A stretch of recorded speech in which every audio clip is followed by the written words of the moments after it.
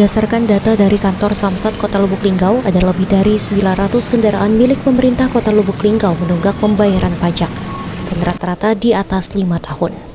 Haryanto selaku Kepala Tata Usaha Kantor Samsat Kota Lubuk Linggau mengatakan, dari ratusan kendaraan yang menunggak pajak tersebut, pihaknya belum melakukan verifikasi data lebih lanjut karena berdasarkan konfirmasi Pemkot, terdapat kendaraan yang sudah lelang hingga yang dipinjam pakai. Namun masih tercatat di database Samsat Kota Lubuk Linggau. Selain kendaraan dinas, ada sekitar 2.000 kendaraan warga yang turut nunggak pembayaran pajak.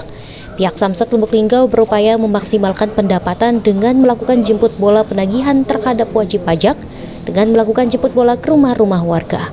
Untuk kendaraan dinas ada sekitar 900-an dan sinar plat merah. Tapi sudah kami upayakan jemput bola dengan melakukan kegiatan door to door. Tapi untuk berapa banyak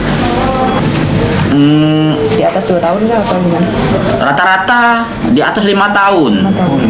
Ya, tapi kebanyakan mereka nih karena tapi dari sekian itu belum kami pilih. Waktu kami konfirmasi, ada yang memang sudah lelang, ada dipinjam pakai. Berarti masih kami itu kan. Sementara itu, Sekretaris Daerah Kota Lubuk Linggau tak menampik adanya kendaraan dinas yang menunggak pajak dan kebanyakan yang dipinjam pakai.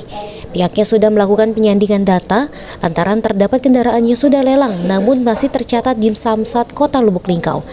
Ada berapa? Yang menunggak itu kebanyakan yang dipinjam pakai. Nah, kemarin sudah kita sanding data ya, data dengan di Samsat yang itu. Karena banyak juga kendaraan yang sudah dilelang tapi masih tercatat di situ. Nah, sekarang sudah disandingkan, nah aku belum ada laporannya. Memang tidak mengidakkan ya, pasti ada yang menunggak. Ya. Tapi setelah dijenguk banyak kendaraan yang dipinjam pakai dengan. Tri Hajariah, PAL TV.